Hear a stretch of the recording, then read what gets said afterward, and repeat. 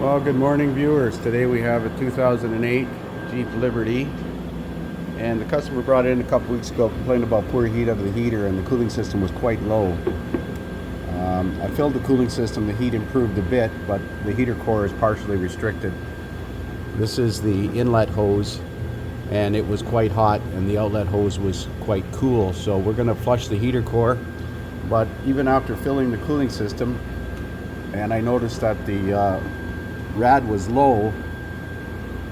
It's full now, but the overflow bottle had coolant in it, so I thought maybe the cap wasn't transferring correctly. But when I filled the cooling system up and pressurized it, it was leaking from the top of the rad someplace. I could see it steaming in this area here. So we're putting a radiator in this thing, a thermostat, and we're going to flush the heater core and flush the cooling system.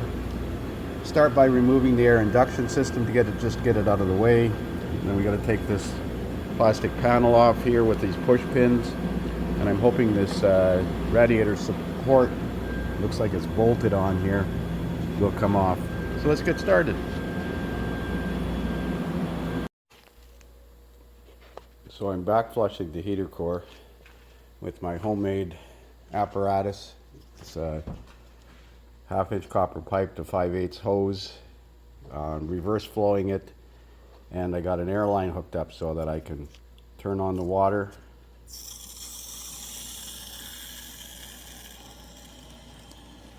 And then a little bit of air at the same time, and it creates a lot of turbulence.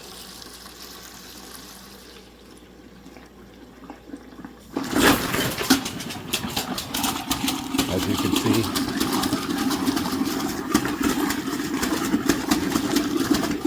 and then I'm going to back flush it like this a little bit.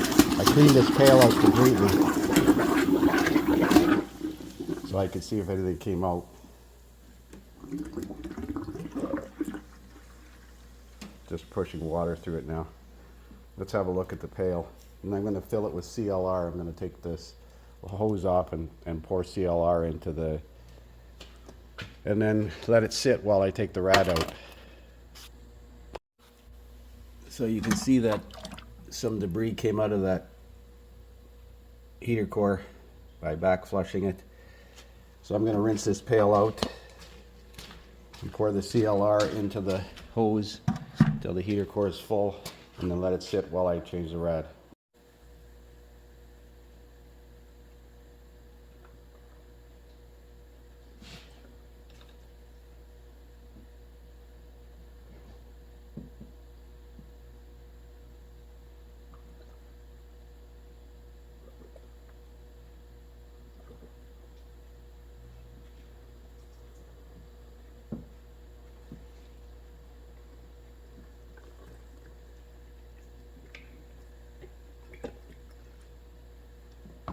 So the heater core is full now. It's running out the other side of it. So I'm going to close this, set this up here, and set this hose like so that it sits.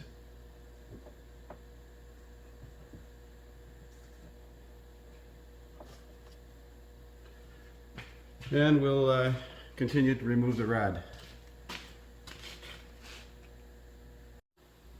So I filled the heater core tubes up with CLR, this calcium lime rust remover, and I'm going to let it sit now for the length of time it takes me to change this radiator. I've taken the push pins out of the front here and taken the reservoir off, at least the fasteners. You got to disconnect some electrical plugs.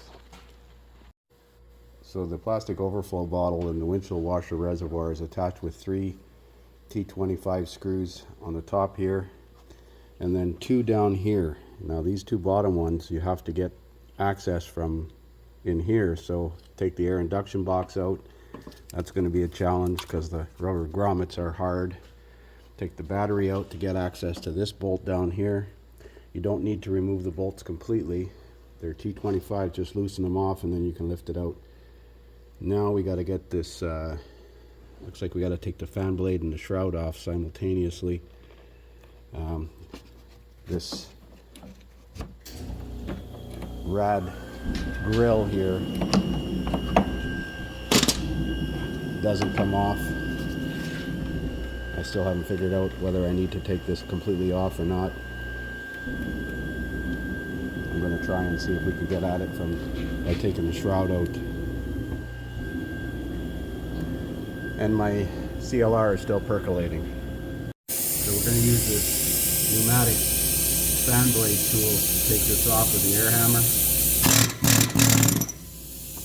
That's it. Now there are other tools available. That one works quite well. It works best if the Serpentine Belt is still on, because then you got the rotation of the engine working with you. Okay, so I'm not going to take that right off yet. I'm going to take this upper rad hose off, drain the coolant system.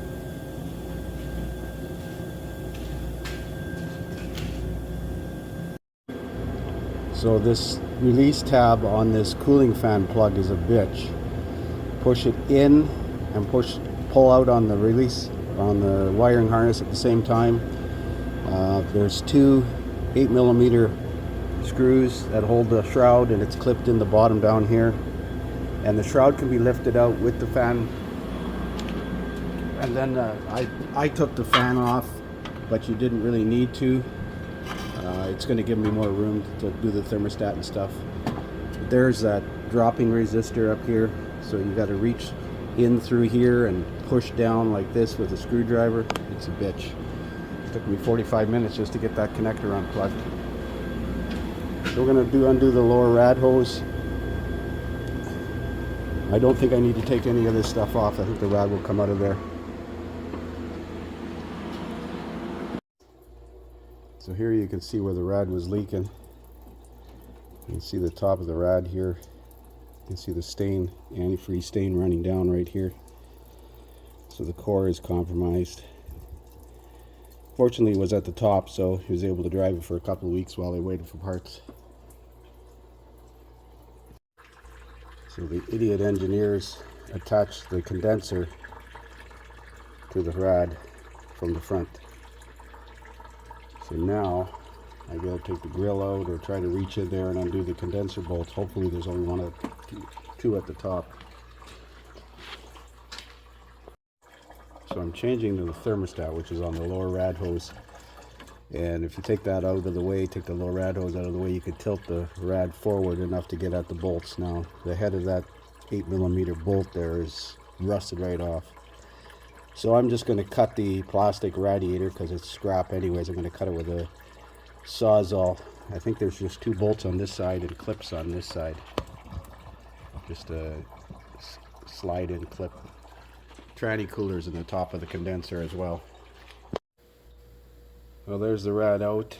I got to clean the thermostat housing gasket surface. I got a new thermostat for it. There was just one clip on the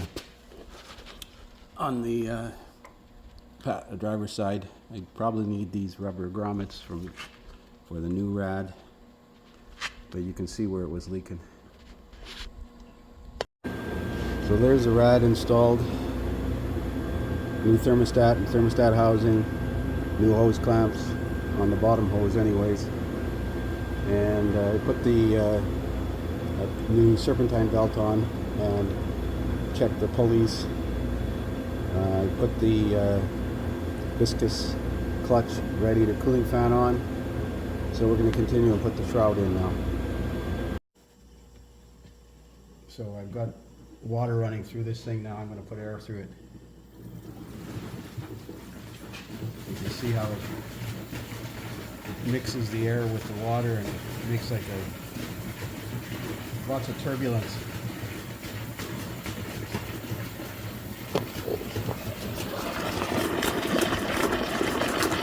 And I'm going backwards through the heater core, so sometimes I'll switch it around and go forwards as well. So there it is, back together and running. New coolant in it, new rad cap. I think I've purged the air out of it. Looking at the heater hoses now. The inlet hose is 77 Celsius. The outlet hose is 70 Celsius. Before we had like 30 degrees difference. Let's see what kind of heat we got out of this thing. We got it on defrost.